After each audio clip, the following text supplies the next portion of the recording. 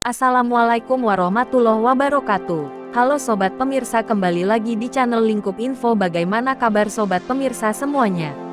Pastinya baik-baik saja kan? Sebelum lanjut ke videonya, jangan lupa terlebih dahulu tekan tombol like, comment, and subscribe.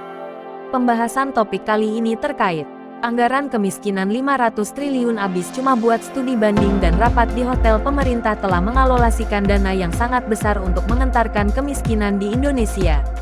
Namun ternyata penggunaan sebagian dana tersebut tak tepat sasaran. Bahkan kadang hanya dihabiskan untuk urusan rapat saja. Menteri Pendayagunaan Aparatur Negara dan Reformasi Birokrasi, Menpan RB, Abdullah Azwar Anas bahkan tampak kesal mengetahui hal ini.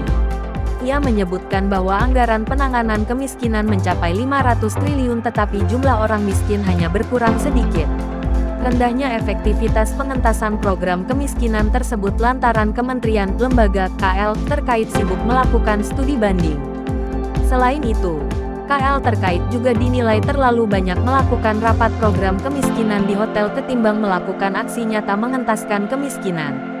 Hampir 500 triliun anggaran kita untuk kemiskinan yang tersebar di kementerian dan lembaga banyak terserap di studi banding kemiskinan.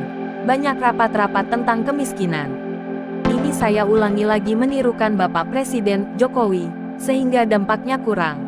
Katanya sosialisasi Permenparpnur 1/2023 tentang jabatan fungsional dalam acara sosialisasi Permenparpnur 1/2023 tentang jabatan fungsional di Jakarta, Jumat tanggal 27 Januari tahun 2023.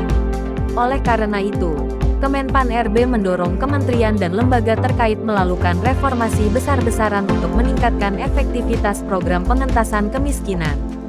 Antara lain dengan memanfaatkan teknologi digital dalam kegiatan sosialisasi program kemiskinan untuk menghemat anggaran. Kalau tidak, ke depan ini akan berulang terus. Programnya kemiskinan tapi banyak terserap di studi banding kemiskinan, ucap Menteri Anas. Selain itu, Menteri Anas meminta untuk kementerian dan lembaga tidak harus mengundang konsultan dengan melakukan rapat di hotel-hotel. Dia menjamin cara ini tidak mempengaruhi penilaian untuk mendapatkan alokasi anggaran. Untuk RB, reformasi birokrasi-nya naik, tidak harus mengundang konsultan dan rapat di hotel-hotel yang supaya nilai RB-nya naik. RB itu dampak bukan administrasi dan tumpukan kertas, jelas Menteri Anas. Kepala Badan Pusat Statistik BPS, Margo Yuwono mengungkapkan jumlah penduduk miskin pada September tahun 2022 sebesar 26,36 juta orang atau naik 0,20 juta orang dibandingkan Maret tahun 2022. Namun hal itu jika dibandingkan September tahun 2021 menurun sebesar 0,14 juta orang. Kalau dilihat dari tenaga kerja yang belum sepenuhnya angkatan kerja tak mampu terserap di pasar kerja akibat pandemi yang melanda kita 2 tahun terakhir ini, ujar Margo dalam acara konferensi pers di gedung BPS, Senin tanggal 16 Januari tahun 2022. Sementara persentase penduduk miskin pada September tahun 2022 sebesar 9,57% atau meningkat 0,03 persen poin dibandingkan bulan Maret tahun 2022. September ini tingkat kemiskinan kita naik tipis 0,03% dan ini bahkan kalau kita bandingkan dengan September tahun 2021 angka kemiskinan kita masih turun 0,14 persen poin, terang dia. Persentase penduduk miskin perkotaan pada bulan Maret tahun 2022 sebesar 7,50% dan pada September tahun 2022 naik menjadi 7,53%. Sedangkan untuk penduduk miskin pedesaan di bulan Maret tahun 2022 sebesar 12,29% dan pada September tahun 2022 mengalami kenaikan sebesar 12,36%.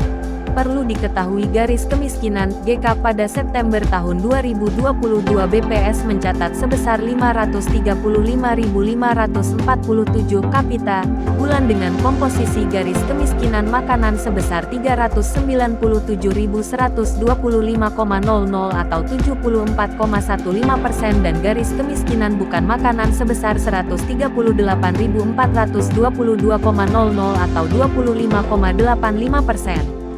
Pada September tahun 2022, secara rata-rata rumah tangga miskin di Indonesia memiliki 4,34 orang anggota rumah tangga. Dengan demikian, Besarnya garis kemiskinan per rumah tangga miskin secara rata-rata adalah sebesar Rp2.324.274 rumah tangga miskin bulan. Demikian informasi yang bisa kami sampaikan. Terima kasih sudah menyimak videonya sampai habis. Dan sampai jumpa di video selanjutnya.